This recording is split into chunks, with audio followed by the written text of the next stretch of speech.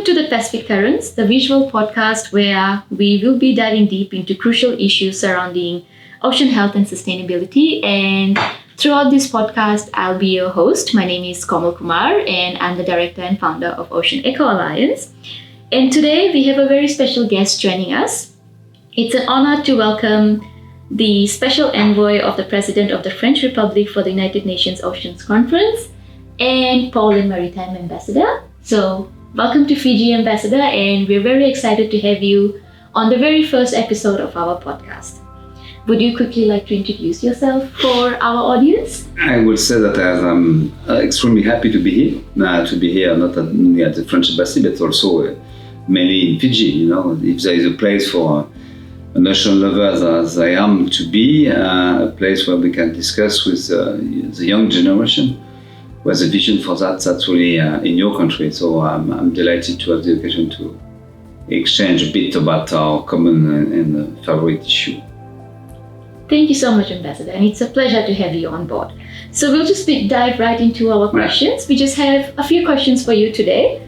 So the first one is more around global priorities for the United Nations Oceans Conference. So let's start by discussing the upcoming UN Oceans Conference in 2025, which will be held in Nice, France. And as the Special Envoy, could you share with us the key priorities that France aims to address at the conference? And how do these priorities align with the global efforts to protect and sustainably manage our oceans?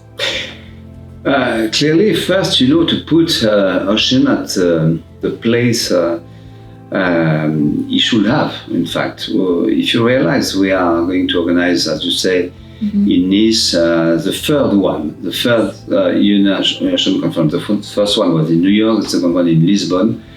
And compared to what has been done for climate, we have been working for 30 years. Each year we have a conference, a COP as we call it, a COP dedicated to the climate, and the same for the biodiversity. So we are very much late on the ocean issue. And I should say it's a new issue which really raised now, and we should put it at the more probably high political level. So the first thing is to have the right person at the right place for the right issue. The issue is the ocean, the place will be Nice and the UN system, and the right person are the leaders, political leaders.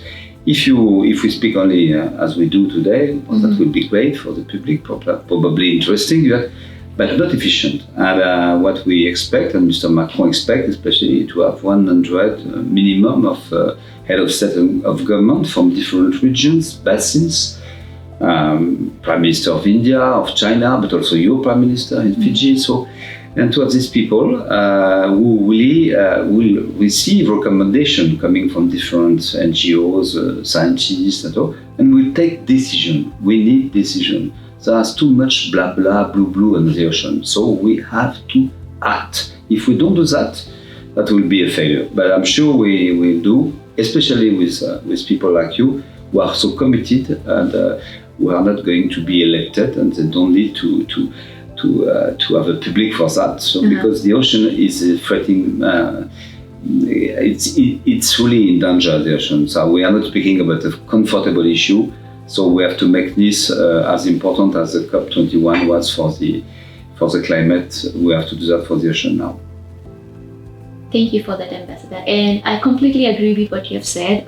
The ocean is not just a topic for you or for me or for our leaders, but I would say, coming from the Pacific, the ocean is a matter which is at heart to everyone, around us, our families, our friends, and this is something that we have been actively talking about and advocating about. So this is something I believe that for us here in the Pacific, we would be looking forward to, and seeing how we, I wouldn't call myself young, but how young people, activists, NGOs and CSOs would be able to see being able to contribute better to this space as well. It's why your contribution coming from the Pacific is absolutely crucial. So because how the ocean is a link with your neighbor, with the islands. I'm going to the Pacific Islands Forum in Tonga, so I will meet all of your colleagues and the different head of states. The ocean is the only link we have, and so there is only one ocean, in fact. One ocean connecting us all. Yeah. Okay, so moving on to the next question, Ambassador. So this is more to do with the engagement with the Pacific Island nations, and we have talked a bit about it. So as I had briefly mentioned, the Pacific region is home to some of the most vital and vulnerable marine ecosystems. And given the critical role that Pacific nations play in ocean conservation, how does France intend to collaborate with these countries during the United Nations Ocean Conference? And what specific initiatives or partnerships are being planned to ensure their voices are effectively represented? Extremely important. Without you, there will not be an effective conference. In fact, you gave the alert. You gave the alert a few years ago on some issues, loss of biodiversity, coral reef extinction, and other, especially also the sea level rise effect. And we all have image of some of your islands neighbors who are supposed to disappear in a few years' time. So that's something you have really played an important role in each important conference. Your leaders are here pledging for the importance of the ocean. So we will dedicate a special day to the Pacific basin. We hope probably the 11th of June 25. At this occasion, we will invite all kind of people, young people, women, fishermen, political leaders, scientists, and also business or businesswomen, all who deal with the ocean, to speak in the name of the Pacific. When you say Pacific, it means a lot of countries. You can compare China with Japan. You can compare Japan with South Korea. So there is a problematic which is different on each country, especially due to the EEZ. We are always speaking about the importance for the sea, for China of the sea. But if China is sometimes seen as a bit aggressive, it's also because she has a very small EEZ, so she has to expand a lot. So we will try to give the voice, the occasion to speak to any countries, any leaders, and especially your generation. Your generation is very much aware of the threats, especially the sea level rise. Being the ambassador for the poles, I can tell you that if there is a place where I can speak about polar issues, and we are far from Arctic and Antarctica here, it's here. Because you know that probably at the end of the century, by 2100, we will have 1 meter high of sea level rise. It will affect not only your islands, but also most of the Asian coast and Bangladesh, but also everything, the city of New York, the city of Los Angeles. Your voice will be extremely important, and we will be happy also to organize a special summit with the French president and with the leader of the Pacific on the way to Nice in Paris. That will be the occasion also to speak about the country we are, which is a very much Pacific one, due to the Wallis and Futuna, French Polynesia and New Caledonia as well. So we feel also as an Indo-Pacific country. Thank you for that, Ambassador. And I think whatever you have mentioned, that resonates. And when we talk about ocean engagement or whatever crisis we're facing, for us here in the Pacific, we are in that vulnerable position where we're often the first ones to feel the impacts. Even a sea level rise of just a few centimeters, has so much drastic implications to the Pacific Island countries, especially to the coastal communities, forcing them to relocate further inland. Their socioeconomic status changes, how they put food on their table, how they basically earn their livelihood. So for us here in the Pacific, I think, or I know that it already is a living reality for so many people. And I guess being able to get a platform where youngsters or representatives are able to talk about it, not just from a policy perspective, but rather from how the livelihoods of the people are being impacted. That's what's needed rather. And the good news is probably that in 26, one of the next climate COP could take place in Pacific region with Australia and some islands. So we will see, but you are definitely a place which is for me not a laboratory, but the place where the people can find the solution to adapt themselves and to reproduce this solution for the rest of the world. Exactly. Thank you, Ambassador.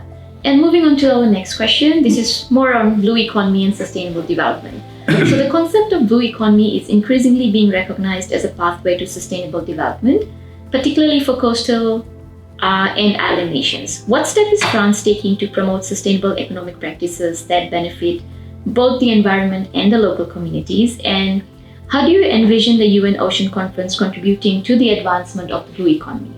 Just talking about it from a Pacific context. Well, when you see blue economy, sometimes it's full of hypocrisy because it's very broad. It's very broad, and so. Yeah. Well, clearly, since the beginning of this of the humanity, men and women, especially men, want to make money with the ocean. Yeah. They use the ocean to transport. During the exploration time, Christophe Colomb, and so they colonized countries through the ocean. But now, clearly there is a great, I would say, awareness of these people, especially if you think about the maritime transport. It represents, I think, 92% of the global trade in the world. 92% goes on the sea. That's major. It's why during the COVID time they make such a big profit, But these people, I mean the main CEO of the container company, COSCO, CMA-CGM, Maersk, they all know that even if they compete together for a huge market, they have to think together on two things, I would say. Decarbonation, that's extremely important, how to find a way to be zero carbon at the end, let's say by 2050. And also, what will be the next LNG or the next fuel? So, what kind of energy we will use? Is that hydrogen? Is that ammoniac? What will be the next energy for the maritime transport? It costs a lot of money. They have to put a big budget on research as well. And they will be in Nice, in Marseille before, which is an important harbor. All the community of the maritime transport, I mean the CEO of container company, but also the cruise shipping, but also the logistics and the main harbor in the world. Mm-hmm. I've visited a lot of harbors in China, Japan, Singapore, and so on. They will be there, and we hope that in the Nice Ocean Agreement, at the end of this conference, there will be written with the IMO, the International Maritime Organization, an important chapter on the commitment of this business for a more sustainable maritime transport. We will try to do the same for fishing in the fight against overfishing or EU fishing. We'll try to do the same for tourism, sustainable tourism.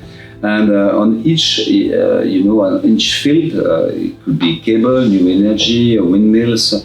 We will try to engage these people. Once these people engage themselves for the next years to be more sustainable than they are. And that's a demand which is not only their demand, it's the demand of the people.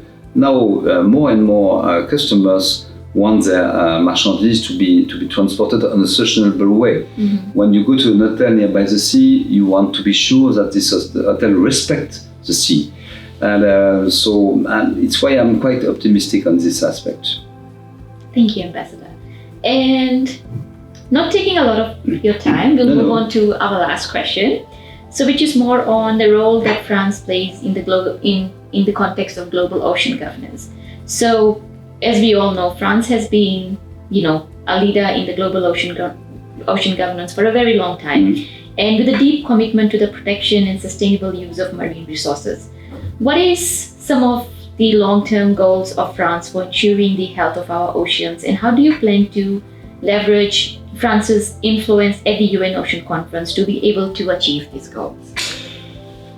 The ocean governance is complex, It's a new issue. In fact, it's very general. It's very broad. We have been waiting for a long time. Last century, in '92, when the Montego Bay Convention decided of what we call the UNCLOS, the UN law on ocean sustainable. So that's new. That was in '92, in '82. So is the occasion to have this whole EEZ. That was a major achievement. Then came the ice seas issue. And ice seas issue, it's 60% of the global ocean.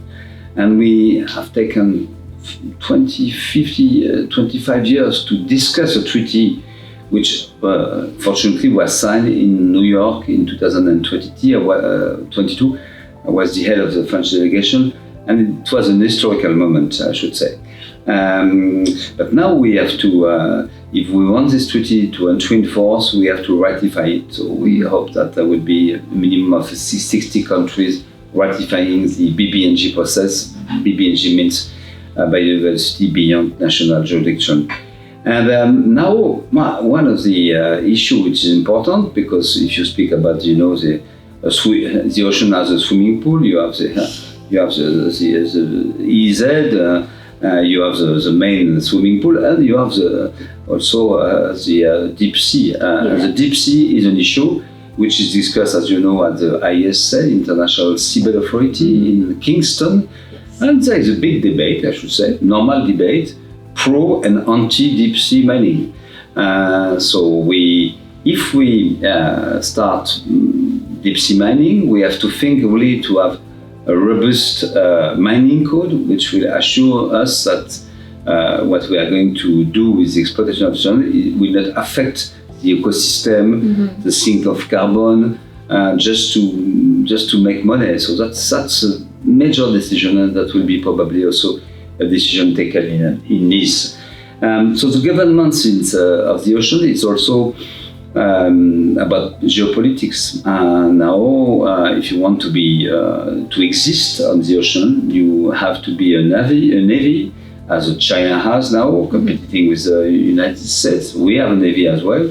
If you want to survey and to project you at the different parts of the world.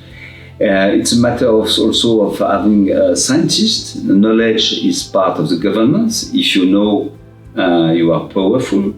What I look now, what I realize, that only some countries, rich countries, developing countries, let's say 6 or 7 of them, who can afford research as important as we do for the space, for the ocean. So we have to be more inclusive, and if there is a science, it should be shared by all the countries. That should be an open science process, which will be the science to policy process, and we have to do that.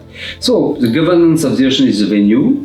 It's a matter of a mixture of geopolitical issues, of economy, and also about knowledge of the ocean. So we are happy to have the second biggest EEZ in the world, 10 million people square meters, which is 25 more than we have on land. And just after the United States, he give us some rights, but also a huge responsibility.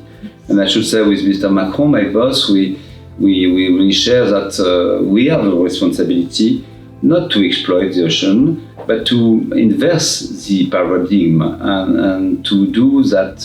The rule should be the protection, and the exception should be a sustainable exploitation. So we will try to do that in Nice. That's an ambitious goal, but we'll try to do that. I totally agree with that, and I do believe that shifting the paradigm is what's needed when we talk about such issues, especially deep sea mining, and that very fine line that exists when we talk about exploration versus exploitation. So to be able to, get like a better consensus around that. And just as we wrap up our conversation today, Ambassador, just a very final question, and I guess while you're visiting here, Fiji, and then you'll be on your way to Tonga, what would be your message to the young people listening or viewing this podcast, especially our young ocean leaders here in the Pacific? What would your message for them be? Young leaders and women as well, so committed everywhere. Don't be shy. Open your mouth. Say very loudly what you think, what you know, what people are expecting, because you are working with normal people, you are working with coastal population, you know more than the politician. I'm not a politician, I'm a diplomat, but I work as a politician. But you can tell the truth. You can explain to the whole world we are representing, in fact, how this issue is absolutely crucial. The ocean is not a side event or side course, it's the main course of our existence. It's how we breathe, it's how we can make, it's how we link all together. So more you are present, more the civil society say no to some activities, stop to drag the fossil energies. That's criminal. If we are in a situation where we are, if we are going to have 2 or 3 degrees more than we should have, not only 1.5 as COP21 has said, it's because me and my ancestor as well, since the 19th century, have exploited in an indecent way the planet. The planet is fragile. We are the planet. We are going to be 10 billion people in 2050. If we want to survive, if we want not only us, but the biodiversity can survive, we need your voice, more than mine, I should say. And it's your duty. Thank you so much, Ambassador. And I totally agree, when we talk about the young people, to be out there making as much noise as possible, raising your voice, not just being limited to yes or no, but being able to question things that come along your way, what you think is right, what is not right, being able to question leaders and, your community, and being able to sort of make waves and changes around you. And with that, Ambassador, thank you so much for sharing your insights with us today. And it has been a pleasure hosting you on our first episode. And excellent. We wish you all the very best for the upcoming UN Oceans Conference. And we're also hopeful that we'll get to see a lot of young Pacific voices in France next year as well. And we appreciate your leadership in this critical effort. I'm sure we'll be there in this, so we need people some like you on board for having an effective conference. Mm-hmm. Thank you. Thank you so much, Ambassador. Mm-hmm.